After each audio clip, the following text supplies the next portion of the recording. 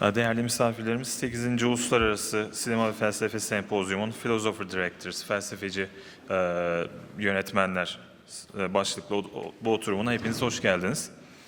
Bugünkü oturumda sinemanın felsefeyle kurduğu ilişkiyi farklı coğrafyalardan, farklı filmik yaklaşımlardan, örneklerle tartışma fırsatı bulacağız.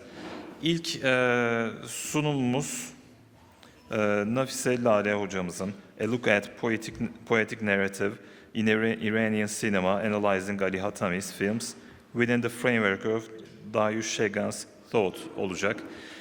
Dilerseniz bir de İngilizce bir sunum olduğu için İngilizce bir giriş yapacağım. Çünkü İngilizce anlayan misafirlerimiz var. Dear guests and participants, welcome to the Philosopher Directors session of the 8th International Cinema and Philosophy Symposium. It's a pleasure to moderate this panel for me, where we explore how filmmakers engage with philosophical questions through cinematic form. We will start with Dr. Nafiseh Laleh on poetic narrative in Iranian cinema through Ali Hatami and Daiyush Shayegan. Thank you. I will leave the floor to her. Thank you. Shall I use this one or I think this one would be better. Okay. Hello everyone and welcome. Thank you for sharing your valuable time in my presentation with the article entitled A Look at Poetic Narrative in Iranian Cinema, Analyzing Ali Hatami's Films Within the Framework of Daiyush Shayegan's Thought.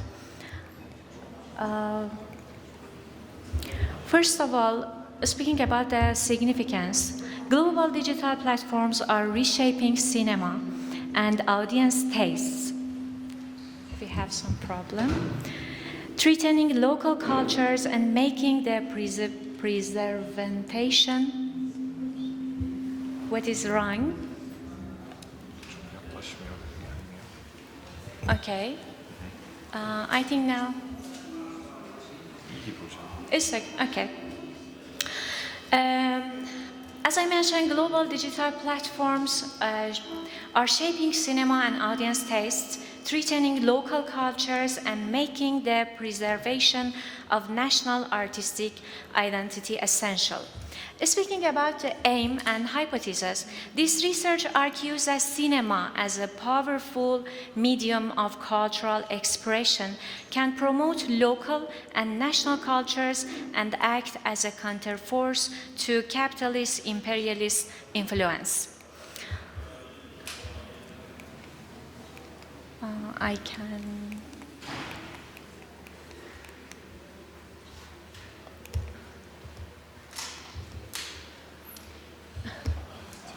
We have some problem with going to the next slide, but we are going to fix it. Okay, thank you. Okay, I'm going to continue and speaking about a theoretical. Okay, thank you. Speaking about a theoretical framework, this study uses a qualitative, phenomenological approach grounded in Daiyush Shayegan's philosophy, highlighting the cultural richness of East.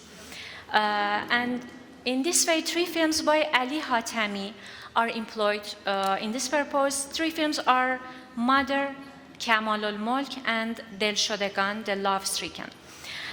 These 3 films will be analyzed for their poetic depiction of Iranian life, Iranian painting, and Iranian music. First of all, I want to speak about Daiyush Shayegan, a valuable Iranian philosopher. He is one of the most influential contemporary philosophers and cultural theorists. His work explored the encounter between Eastern tradition and Western modernity, focusing on questions of identity, hybridity, and the crisis of cultural consciousness in non-Western societies. Shayegan drew on Iranian, Islamic, Indian, and Western thought to analyze how traditional worldview transformed under globalization. I try to summarize some of most important Shayegan's thoughts, which is especially speaking about Asian civilizations. Culture in Asian civilization was regarded less as political or economic issue and more as an existential one. And one of the defining features of Eastern art is its fidelity to collective memory. This memory forms the foundation of Asia's cultural system, where ancient and familiar patterns, forms, and images are manifested. Speaking about Western culture, Shayegan told us that the Western culture slowly shifts from intuition to reason, and eventually from reason to instinct. This shift produces doubt, breaking bonds between peoples and the world. And also about the nature and the spirit within it. It's reduced to objects for consumption, including human beings themselves, and this value system rests on utilitarian thinking, the denial of metaphysical depth, and the reduction of human life to instinct, ego, and a minimal idea of freedom. Shayegan believes Westoxication happens when people misunderstand Western thought, creating a break that distances them from their true identity and cultural roots. A shallow relationship with the past hides who we really are and produces individuals who lack roots, unfortunately, and are easily pulled toward consumer desires instead of meaningful ideals. This massman, often seen in modern literature and philosophy, represents this problem. For Shayegan, language can stay alive only when connected to real thinking and supported by a cultural tradition that protects shared memory and history. In this way, and regarding to these thoughts, I want to mention Ali Hatami. He is one of the prominent filmmakers of Iranian cinema, and he is called as Iranian cinema's poet. Ali Hatami entered cinema in 1969 with Hasan Kachal, which regards as the first musical film in Iranian cinema.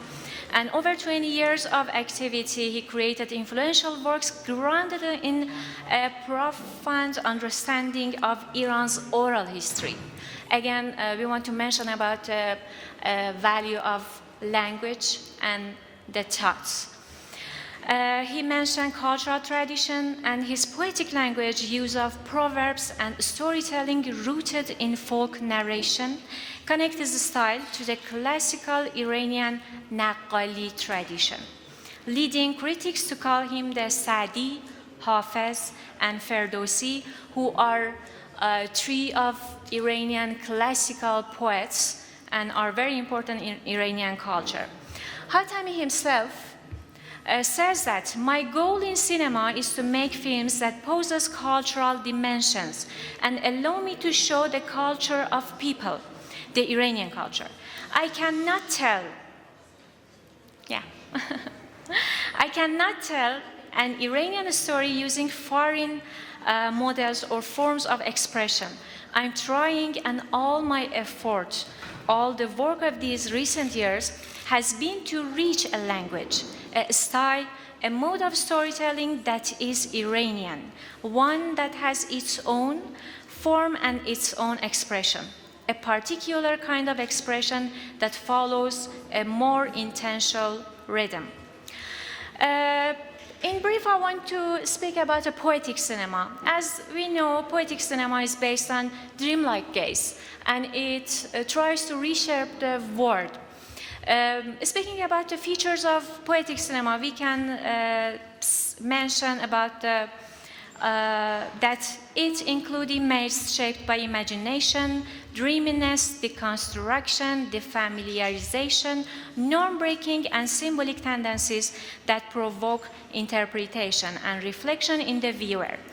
But speaking about the poetic cinema in Iranian cinema, we can mention Abbas Kiarostami. But here we don't want to speak about poetic cinema.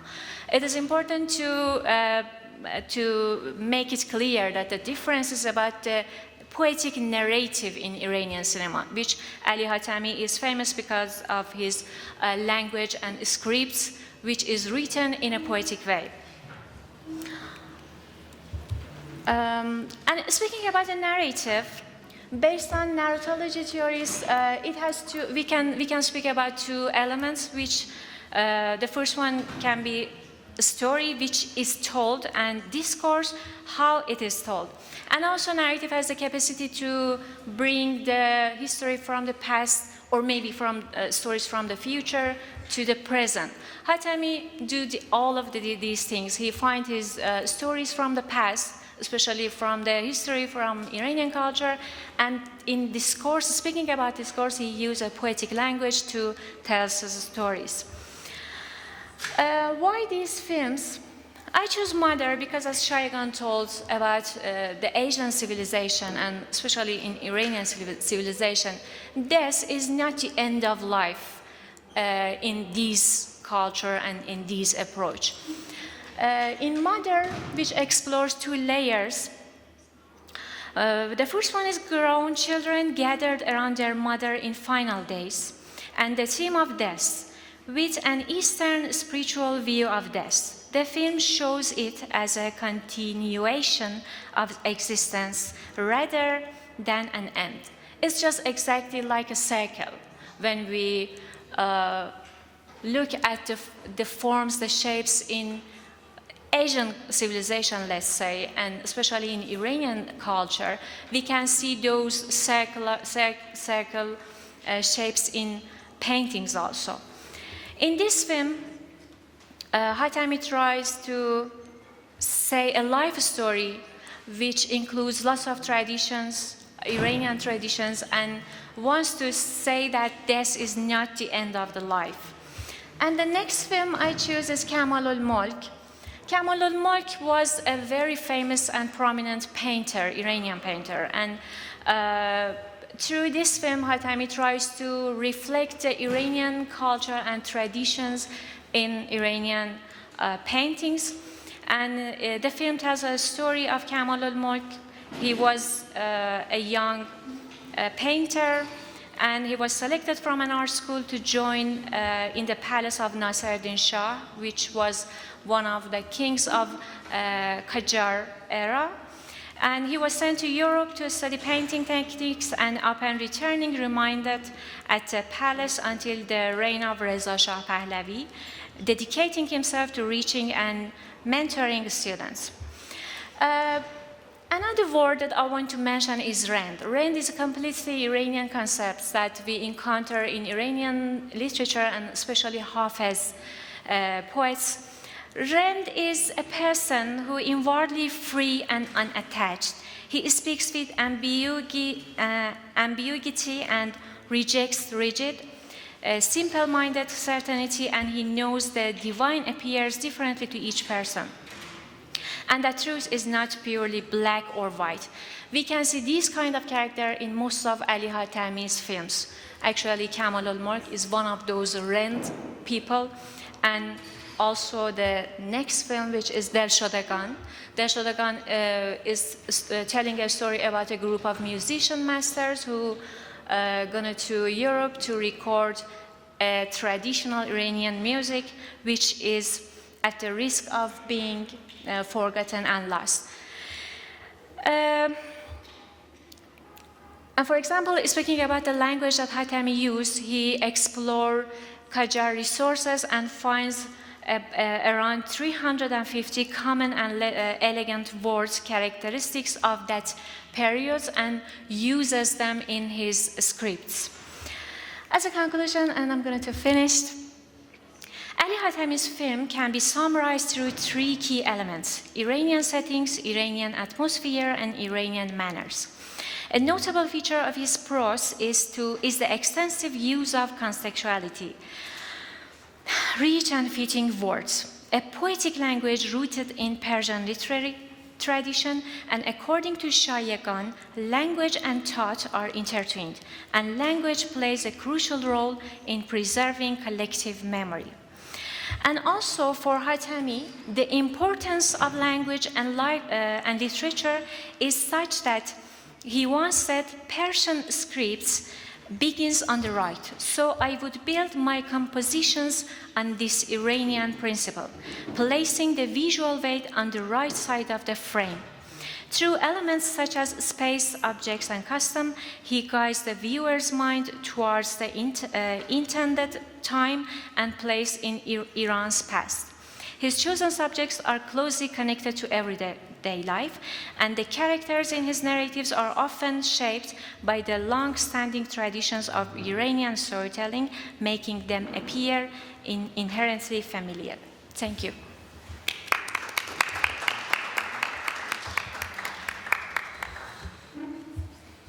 I would like to thank Nafiseh Laleh for her striking presentation. Now we will move on to Gesufrancesco Petrillo for his speech called Yeşim, Ustaoğlu and Wilma Labate, a feminist film theory on violence against women. And you can go on. Thank you. Thank you everyone for being here, and thank you to Cine Philosophy for this second opportunity to stay here with you. I would like to introduce my work. So that is kind of part of my PhD dissertation that I'm doing at Istanbul University with Bergeste Gulcinos Demiroja. The title of my presentation, as Erdinç says, like Yeşim, Ustaoğlu and Wilma Labate, a feminist film theory on violence against women. It's recall basically of the most pressing and dramatic problems that women continue to experience globally. There is problem with the slide.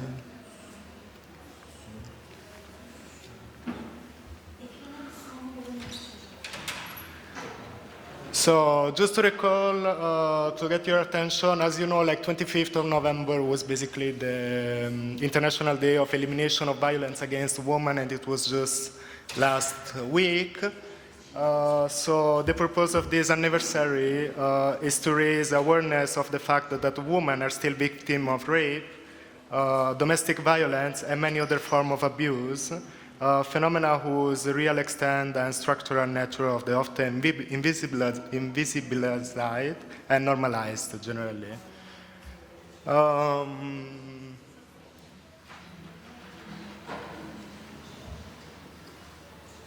If you want, I can do without the presentation. You can go without the reference. Okay. And then when it's ready, we will cover. Okay, so to address this issue, it is necessary to introduce feminism.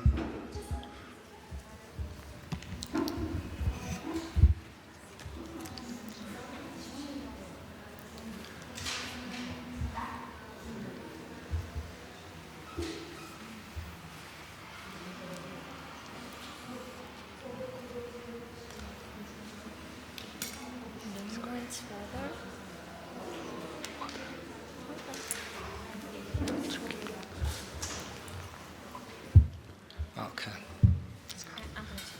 After. Thank you. To address this issue, it is necessary, of course, to introduce feminism, and in particular, feminist theory. As you see in the introduction slide, feminist theorist has historically been concerned with taking the dynamics.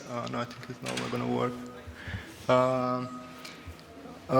Historically been concerned with making such a dynamic visible, especially the violence against women. In this regard, I would like to quote the Spanish feminist philosopher and theorist Celia Moros, who is in the volume Feminismo y Filosofía, Feminism and Philosophy, states, feminism is articulated and philosophical criticism, insofar as it is itself a critical theory and is part of the tradition of critical theories of society. Feminist theory as a theory has to do with the original meaning of the word theory, to make visible. Next slide. But what specifically is feminist theory?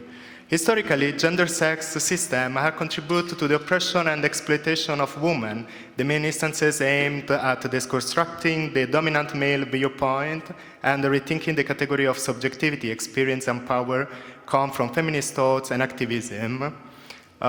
Wait, now, just go a little bit up. No, go up. Yes. In this sense, feminist theory represents the application of feminist ideas in the philosophical, literary, and cultural fields with the goals of understanding and reconstructing the historical and symbolic roots of gender inequality. As Kolmar and Bartkowski state in Feminist Theory, a reader, feminist theory is, in simple terms, a body of writing that attempts to describe, explain, and analyze the condition of women's lives.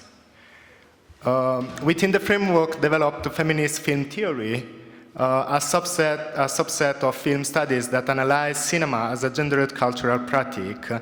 As Hollinger in the text Feminist Film Studies point out, feminist film theory is a theoretical and critical field that analyzes cinema as a gendered cultural practice, exploring how film reproduce or challenge patriarchal ideology through the representation, narrative form, and audience enjoyment, while advocating alternative feminist film practices and rethinking the relationship between theory, politics, and film form.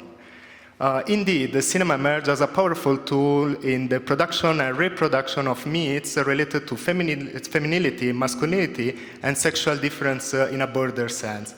Since the 1970s, second wave feminism, feminist scholars have begun to critically interrogate mainstream cinema, highlighting the recurrent objectification of women and at the same time the potential of a cinema capable of authentically expressing female subjectivity and desire on screen. As Mirik in her essay, A Historical of Feminist Film Theory, reminds us, several theoretical frameworks have been developed to critically analyze the representation of women and the relationship between films and weavers. The key concept emerging at this point is androcentrism and gynocentrism. Historically, film production has been dominated by male directors, especially in mainstream cinema, contributing to the construction of a male point of view that has shaped narratives, film language, and spectator moods. Androcentrism designates precisely the centrality of the male point of view, often perceived as a neutral or universal, relegating female subjectivity to the margins.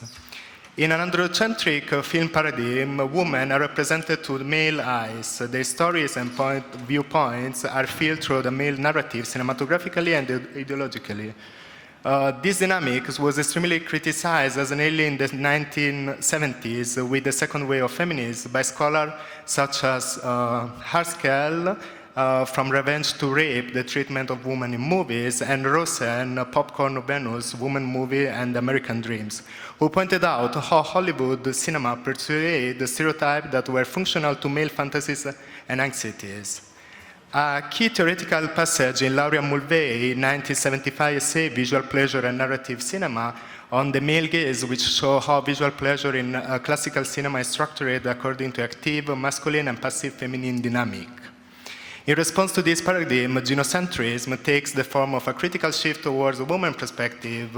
If a representation constructs the world from woman interests, emotions, and values, it can be called gynocentric.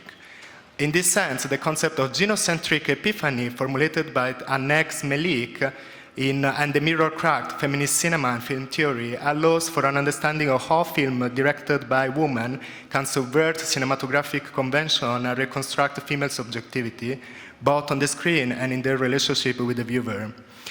A crucial event is again Laura Mulvey's 1975 essay on the male gaze, which although she does not discuss it herself, lets to turn the concept counterpart of the female gaze. In cinematic terms, the concept of female point of view includes not only content created by women or the focus of female characters, but also imply the use of cinematographic methods that aligns the narrative and the audience perspective with woman experience and their interpretation of the world. These represent an attempt to express what is sometimes referred as a female gaze, a cinematographic point of view centered on a female subjectivity that serves as a counterpart or corrective to the purely male gaze of classical cinema. However, the expression of female gaze differs among different art forms, influenced by their particular technical characteristic. The female cinematic gaze can be understood as the expression of female gaze within the film industry and the specific theoretical component it entails. It refers in the interpretation developed regarding what distinguishes film directed by a woman. As Belli Nugu, in her essay Tracing the Cinematographic Female Gaze Through Textual Film Analysis of Something Useful in 2017, points out that though the concept of female gaze has not yet been fully defined in academia, research by theorists and writers highlights some specific characteristic of it.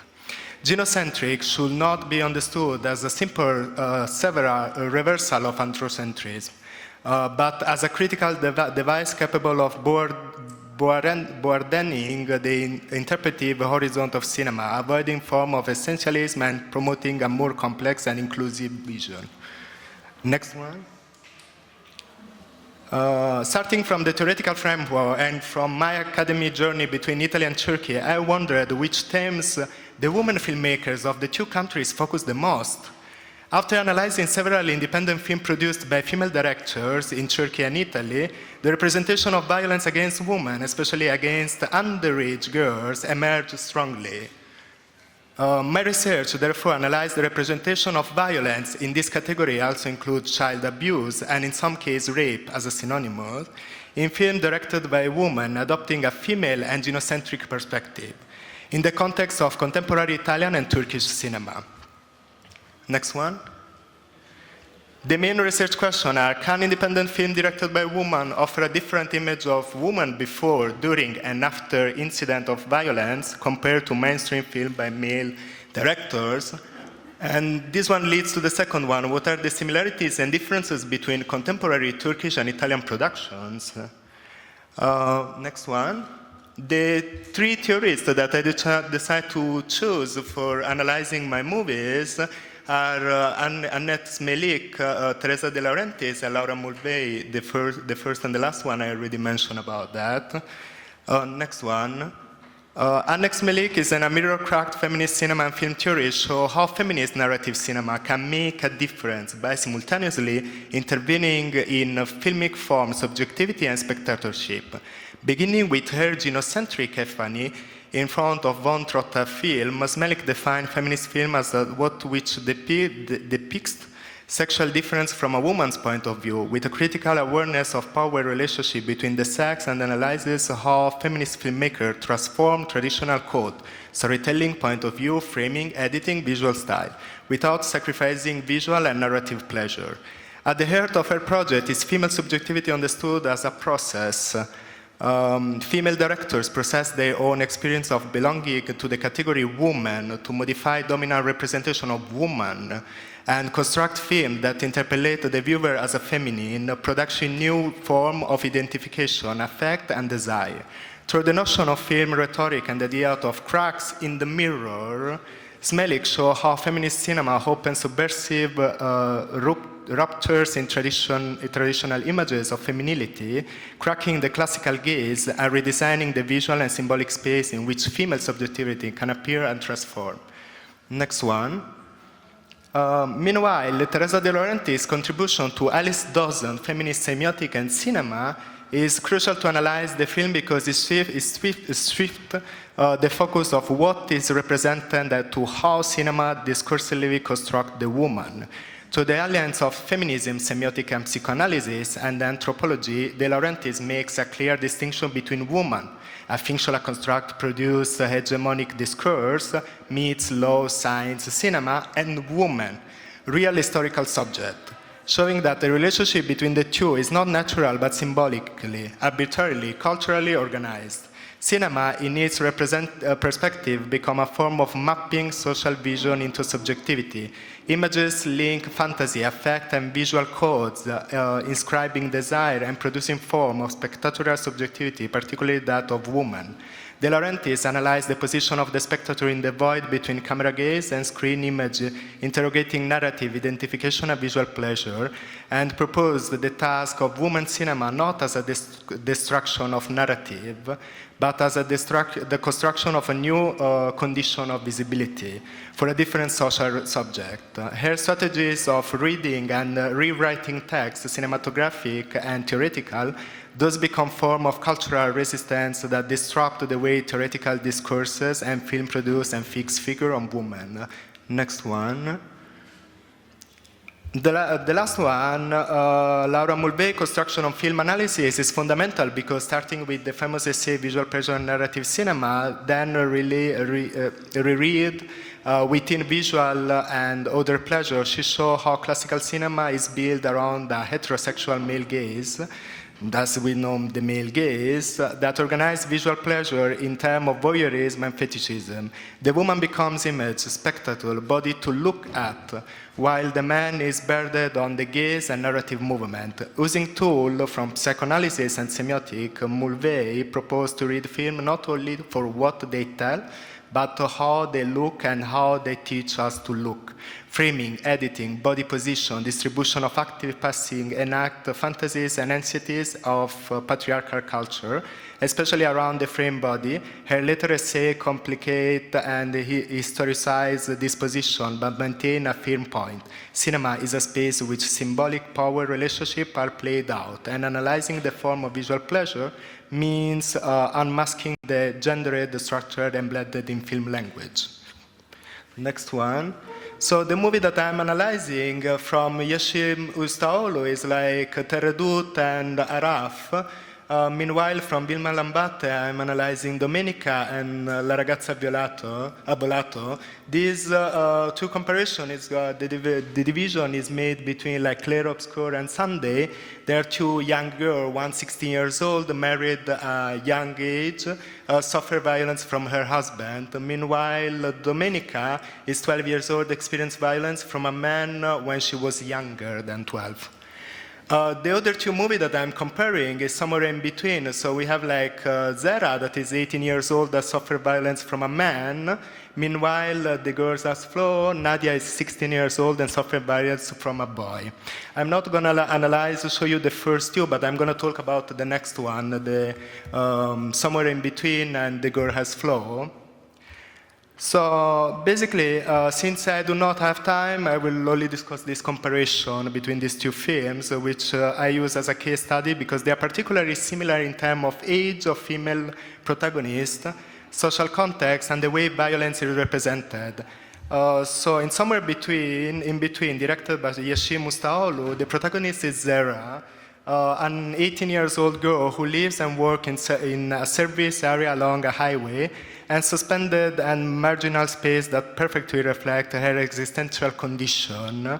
Zera is trapped in a monotonous daily routine with no real prospects for the future. Her desire for escape and love leads her to enter into a relationship with Mahur, an older man, a passing truck driver, who represents to her a possible way out of that condition of immobility. However, this relationship turns into an experience of violence and exploitation, culminating into unwanted pregnancy, which makes the power asymmetry between the two even more evident. The film shows Zera before, during, and after the violence as a young woman whose body becomes the place where desire, domination, and social precarity are inscribed. So as you see, like the first one, it's actually is like when they are having sex, when she's violated. The second scene is actually the second time that they meet. But the last one, it comes just right after the first scene, when she just looks at herself in the mirror. In the other case, we have, like, as you can see, like the other Italian movie, the girl Flo has the same frame. The point of view about like violence against women is constructed in the same way. So in the first one, we see like that the girl is lay on the bed, meanwhile the young boy is under her, putting pressure on her face. Meanwhile, in Araf, we have the same thing. The man just like grab her neck and just like push her towards her.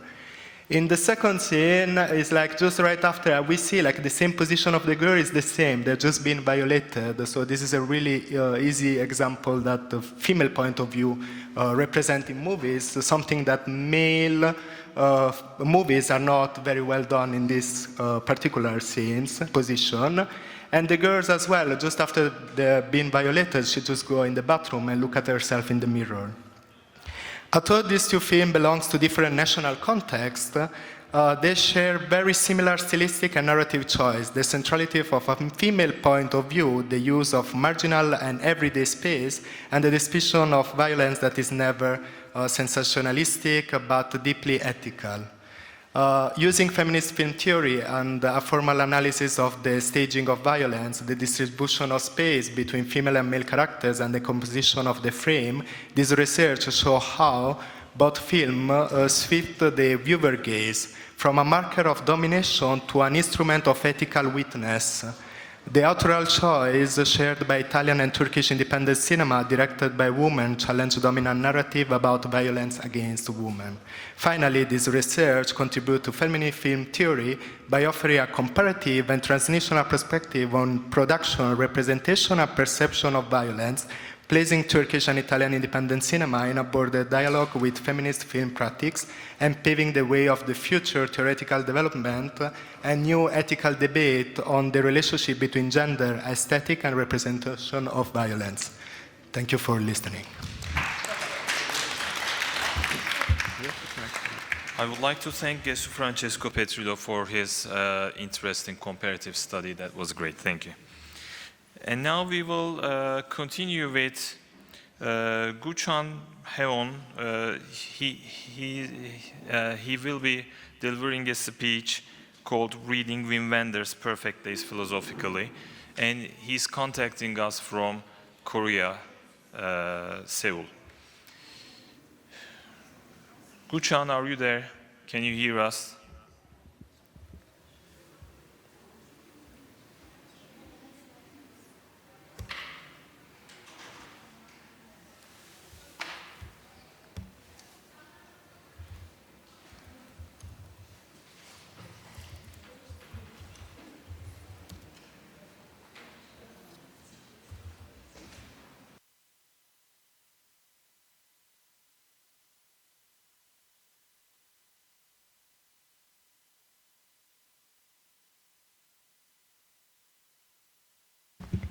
Hello, Gyuchan, are you there?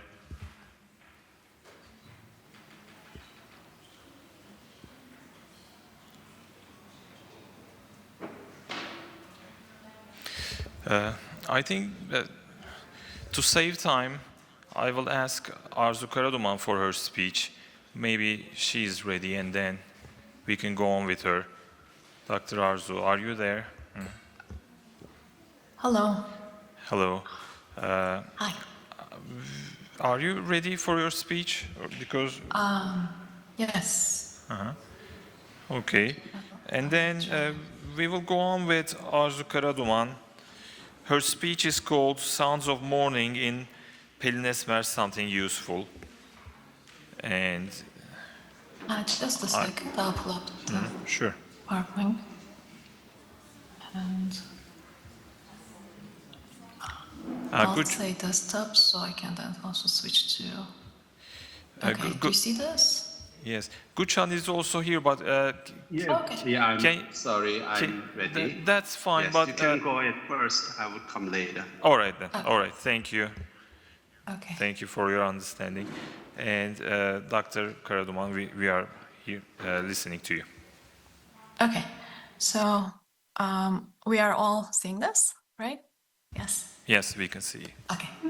Okay, good. And you hear me well? Yeah, we can hear you well and see the presentation. That's all. Okay, good. Thank you. Hello, everyone. So I retitled the paper Cryptic Voices, Sounds of Mourning in Pelin Esmer Something Useful. I am a lecturer at Georgia State University, and this is our opening image from Pelin Esmer's Something Useful. A philosophy of life and death in relation to time is something useful. So let's see our opening scene. I'll just bring it back. Oh.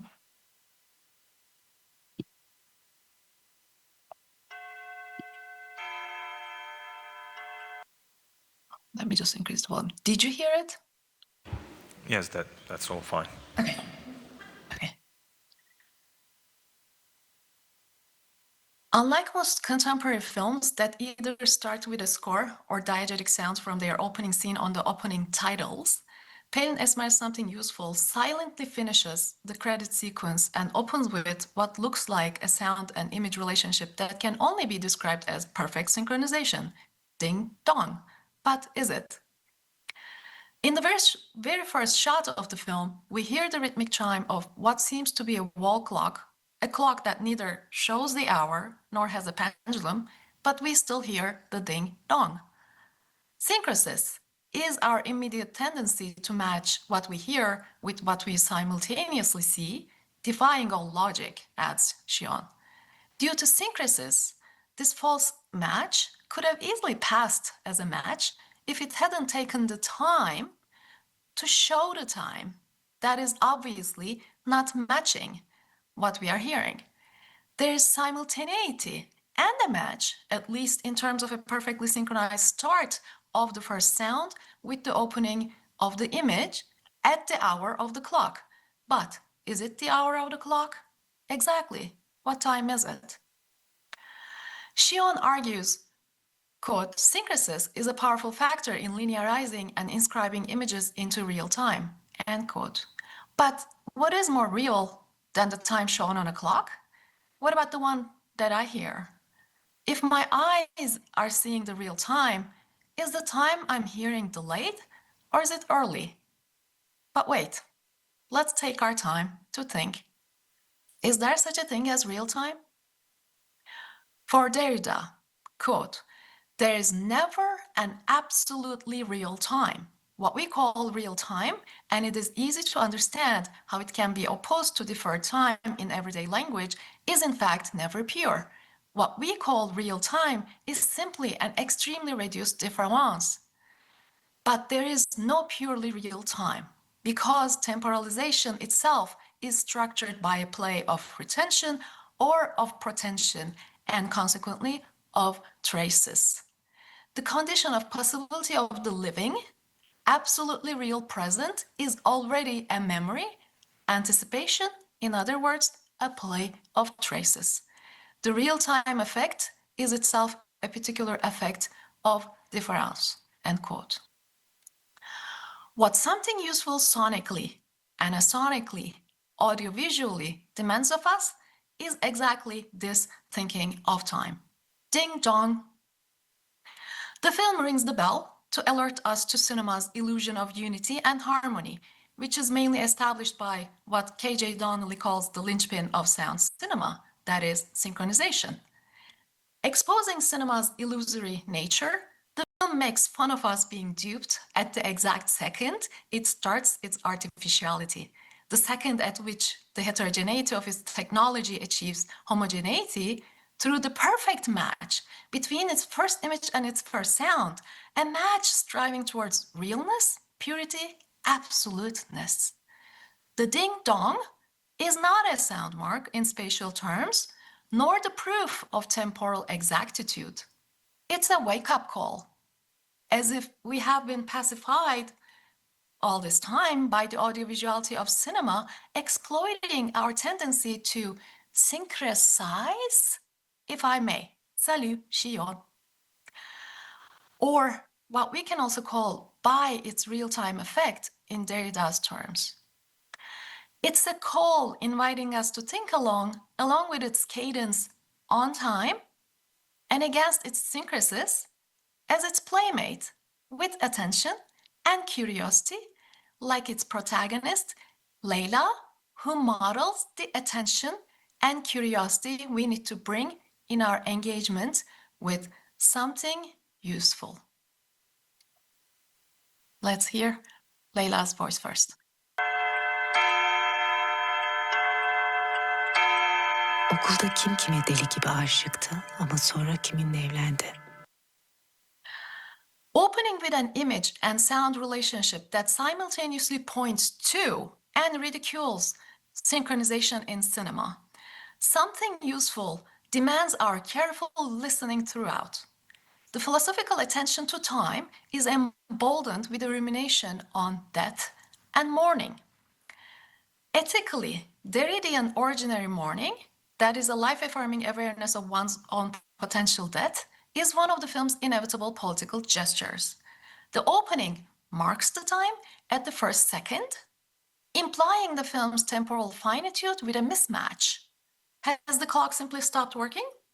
Has its battery died? Is the ding-dong simply of another clock, or an implication of time flowing even when it is not?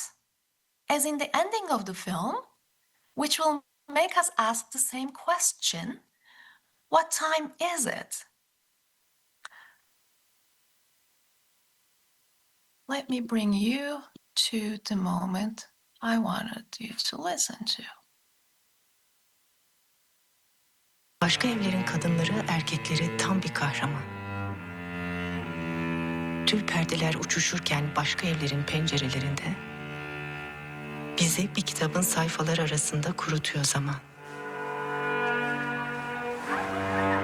Ama baktım sen rüzgarsın sevgilim. Kitapları bir başından bir sonundan okuyorsun. Başucumda bir bardak su. Beni başucumda bir bardak su gibi avutuyorsun. Demek maharetleri sergileme sırası size de geldi.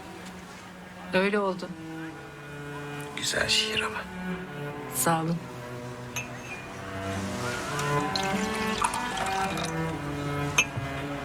Su içer misiniz? Yok. Yok içmem de. Şu aynayı uzatır mısınız?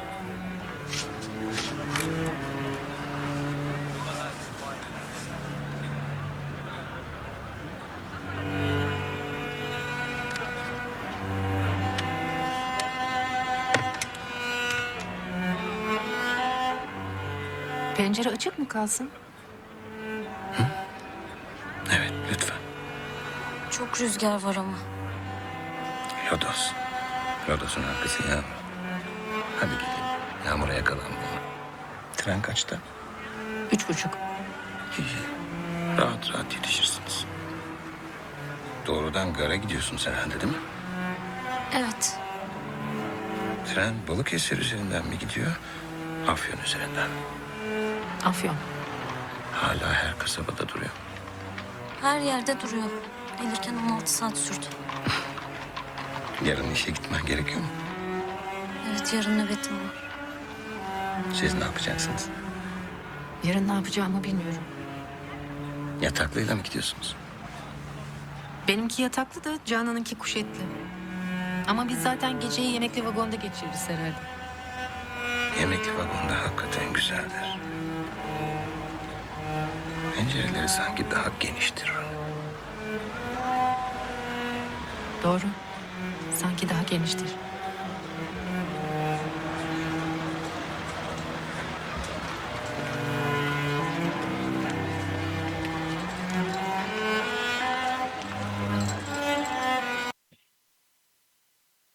After all, the film's soundscape cannot escape this ordinary morning until the very end, where the film implies Yavuz's assisted suicide and at the same time defies a narrative closure.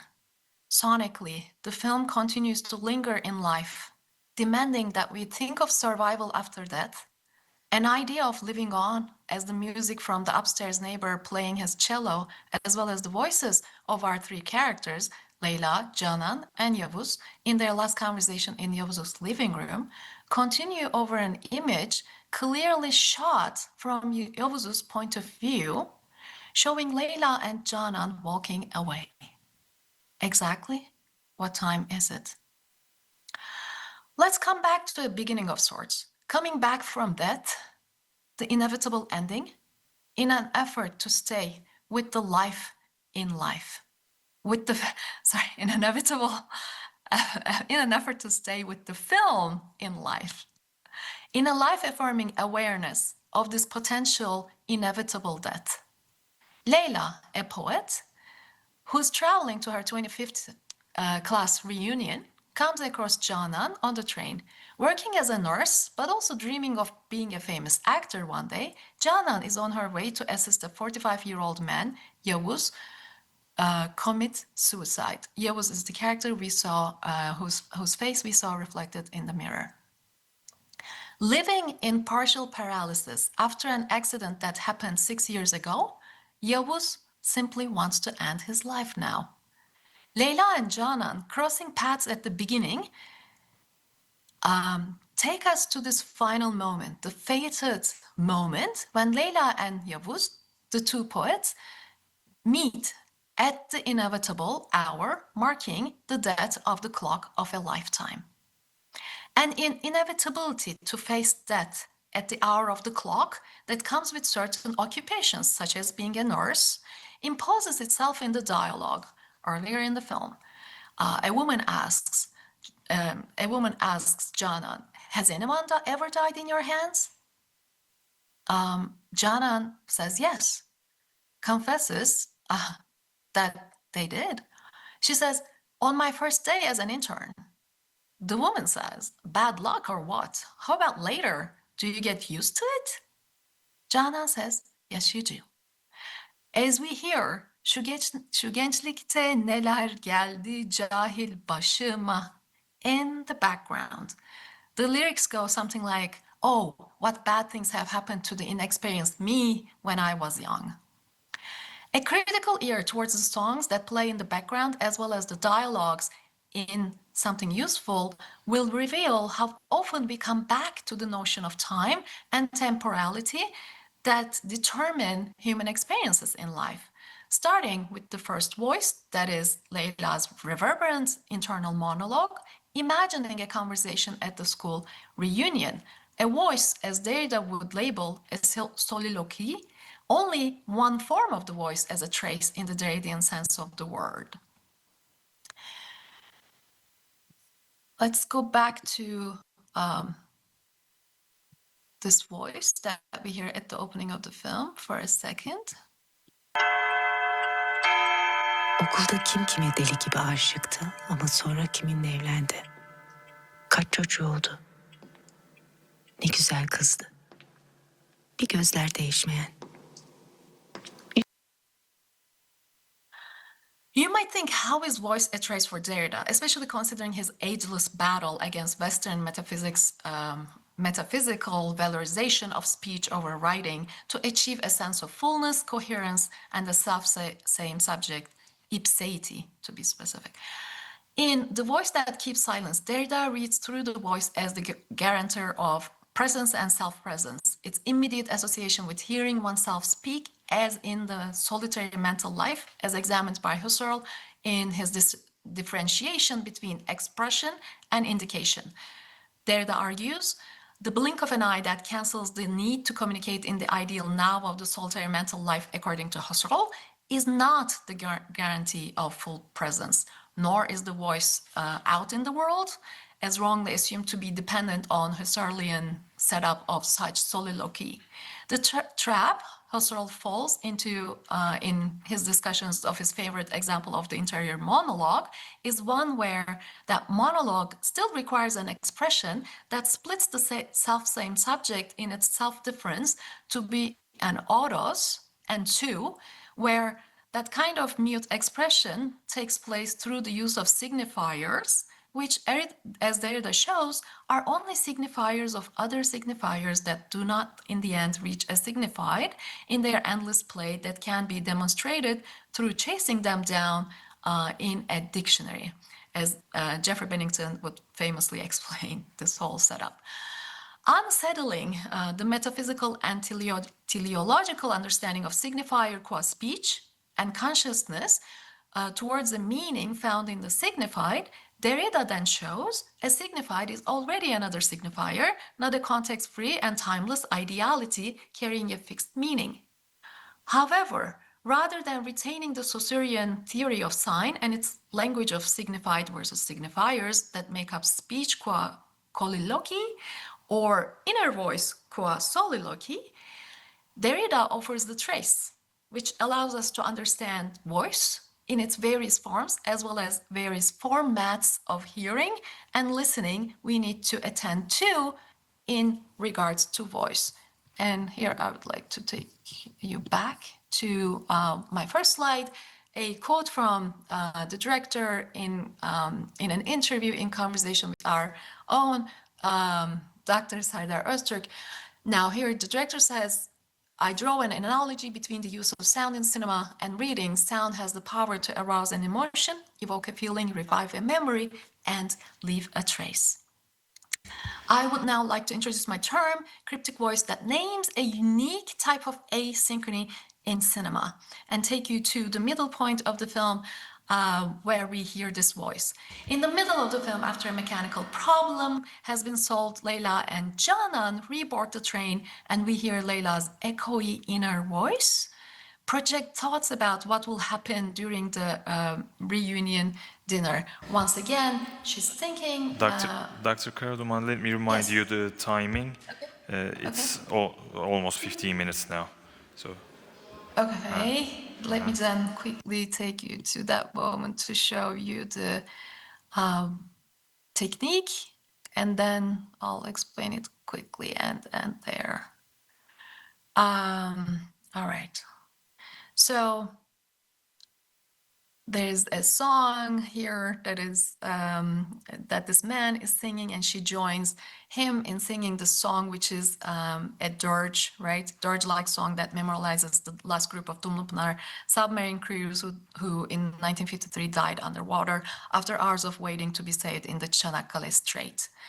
Now, after that point, we enter a tunnel, and then we see the face of our protagonist, Leyla, who after getting out of this tunnel,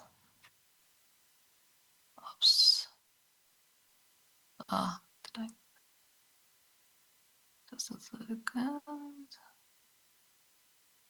Okay, here we are.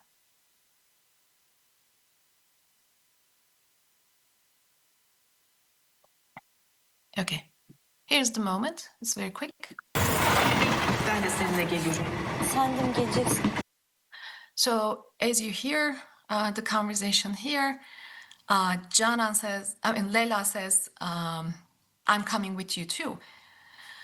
The reverb added to her voice when she clearly says the sentence out loud, and the lack of reverb in the voice of the singing man earlier when he asks about the man wanting to die are hauntological.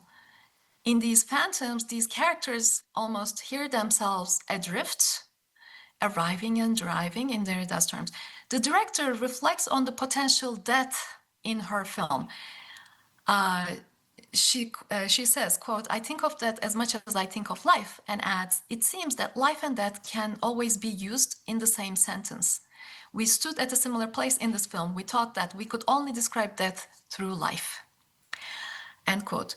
In its cryptic voice and many other sonic flourishes, the film, I argue, is in Mourning. We are critically reminded that in Mourning we experience death and the other as inappropriable by whites. And we are also reminded of our own potential death. Hearing this voice that is not necessarily coming, that doesn't seem to be coming out of the lips of the character, and yet it does. And yet it does, because we can also see the other character respond to that sentence, asking a question, you're coming with me, repeating the exact sentence that she hears.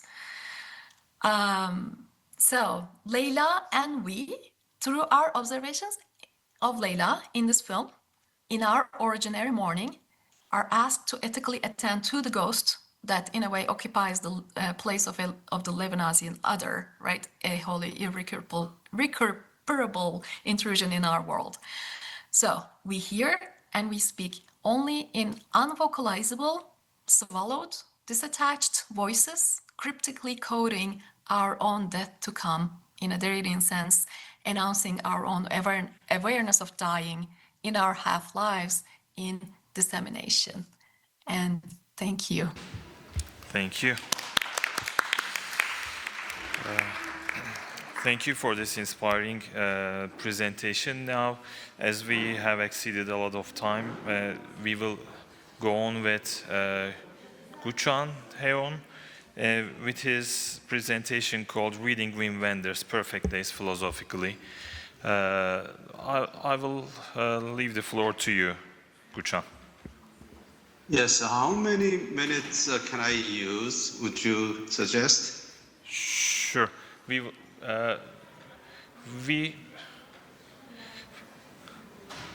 are doing it, and you will have 15 minutes. Let me remind you beforehand, okay? Okay, I will try to end up within 15 or less than Thank that. you. Thank you. It was very honored to be invited and to talk with you in this salon of philosopher directors. It was very touchy to hear Dr. Karaduman speaking about the ontology Mourning in Pelin's film. And I was very glad to learn the feminist film theory on violence against women, poetic narrative in Iran cinema, Ali Hatami's films. Yes, I 2 months ago had a chance to be a judge in small Korean film festival and meet many short films from Iran, and personally meet the director Mehrudad Hassani, who produced and directed a short film titled Adjustment in 2022. And this time, from Korea, here from England, listening from the United States, and hear the friends' voices from, Iran, it's very, very moving and touching. Because we suffered last year the martial law, and we are now very kind of suffering mentally and psychologically, and I can understand, how you might feel over there. I'm very, very sorry that the internet in our school is not working, so I just put my file on the chatting room. So it's very inconvenient, but please, follow what I'm trying to say. My subject or title of the speech is reading Wenders' Perfect Day philosophically. I thought of writing or speaking about that when I was reading the Daiyush's old book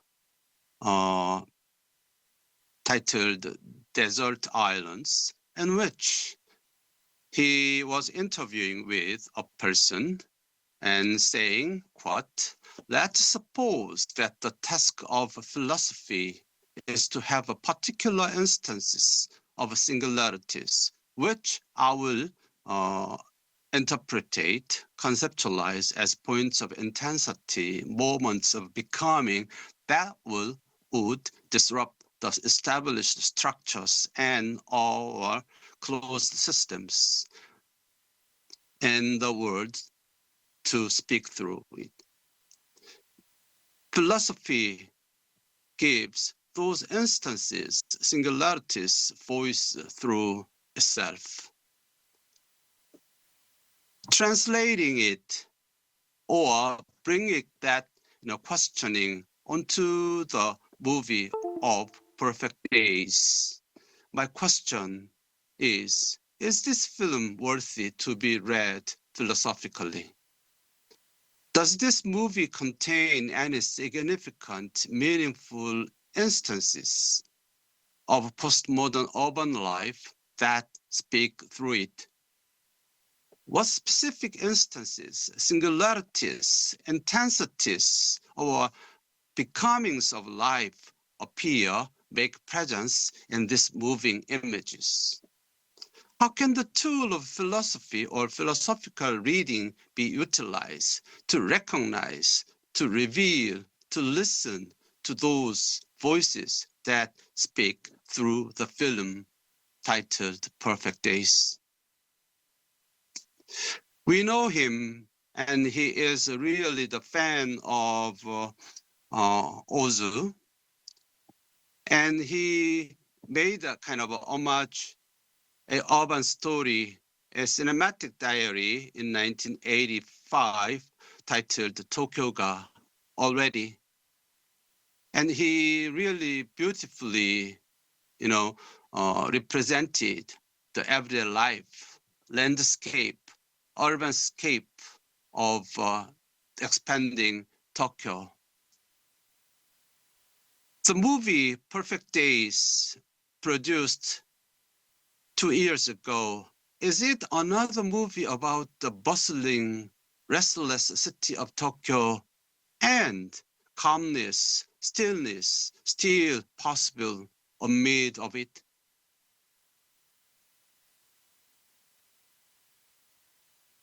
To me, if I try to read it carefully and philosophically, the movie Perfect Days shows a singular instance of urban explorer who is strolling, wandering, moving around the city, who meet, see, intercourses smoothly, silently, peacefully with the other singularities. This movie, most of all, led us to view, discover the inconspicuous things, small details, fragments, phases of lives that continue to survive the postmodern urbanity. It shows humane mode of social intercourses and discourses still possible inside today's transforming capitalist neoliberal postmodernity appearing in Tokyo. Yeah, it can be read as an impressive, touching, moving image about a mobile planner who rides, cuts, cruises, and curves around the various disjointed corners around the city, and he reconnects them to make a perfect collage in his own singular, affective, psychographic way.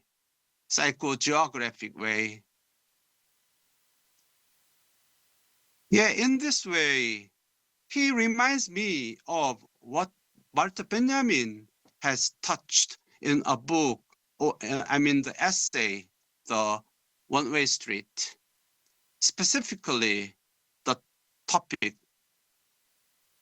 construction site. There, Walter Benjamin writes, quote, "Children are particularly fond of haunting any site where things are being visibly worked upon, and waste produces they recognizes the face that the world of things turns directly and sold to them."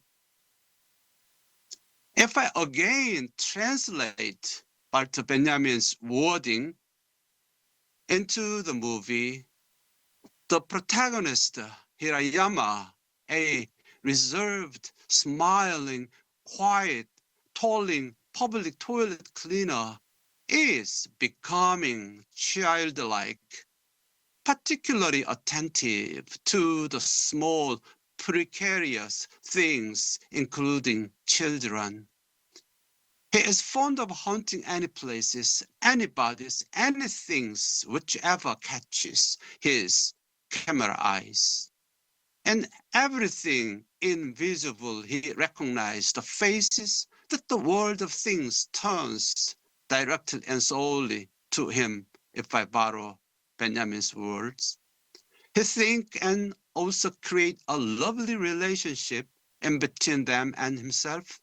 And he is a kind of imaginative configurator who makes up his own small universe of constellation within the bigger, expanding world of capitalism.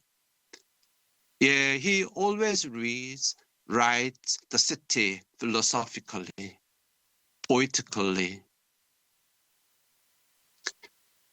He is kind of a rag picker, collector, if we borrow Benjamin's idea. He is a camera eye, with fidelity to things that have their own signifying parole. And the things, the parole, I can translate into Chinese, which are very interesting, but I will skip the meaning of them for later occasion. Anyway, what kind of instant images does he try to snapshot, collect, recollect from the everyday life of Tokyo with his own small camera? Yeah,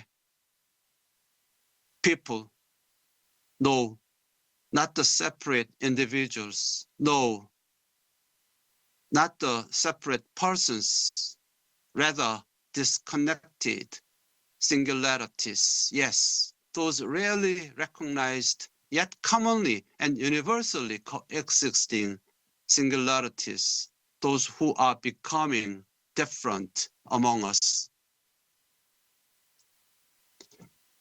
Blue sky, trees, green-colored leaves, bright sunlight are seen through them.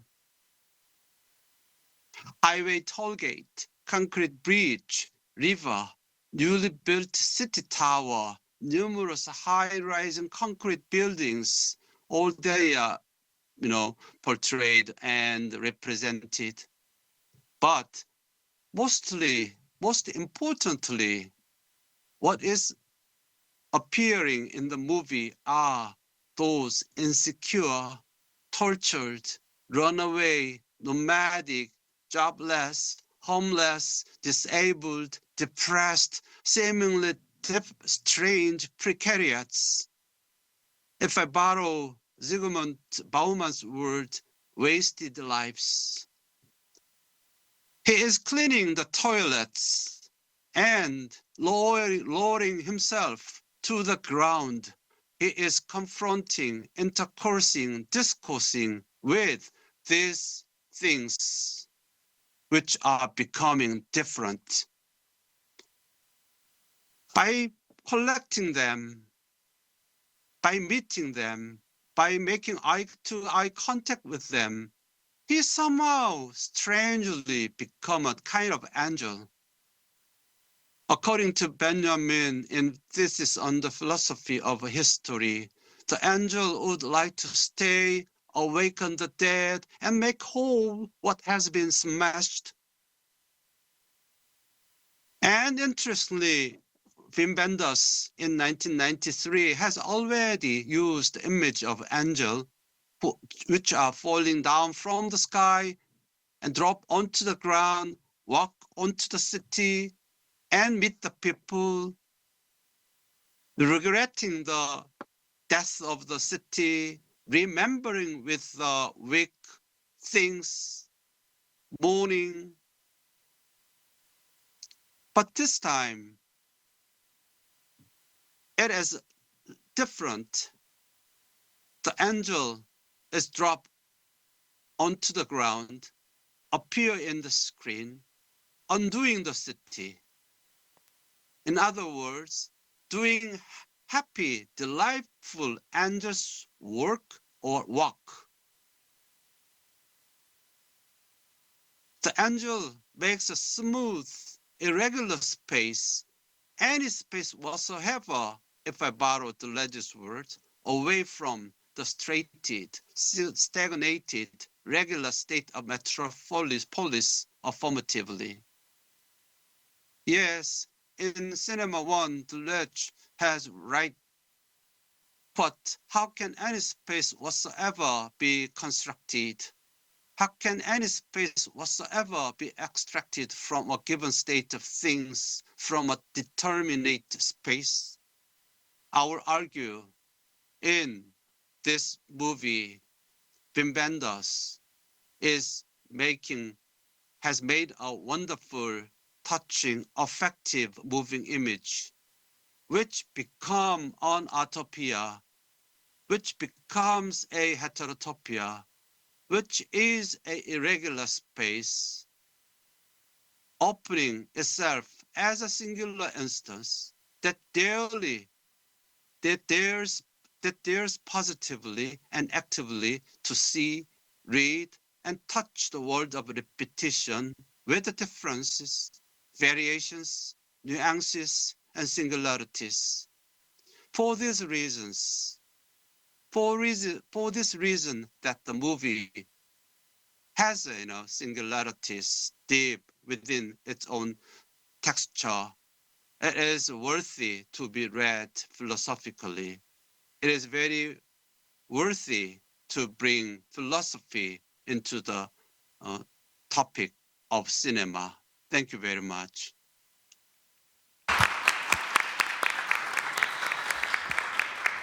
Gyuchan, thank you for your speech and for your sharp timing. And now I would like to thank all our speakers, Arzu Karaduman, Gyuchan, Gesufrancesco, Petrillo, and Nafiseh Laleh, for their marvelous support and for their patience. We are ending the session here. Thank you. Ve dinleyicilerim, sizlere de teşekkür ederiz dinlediğiniz için. Burada bitiriyoruz. Sağ olun.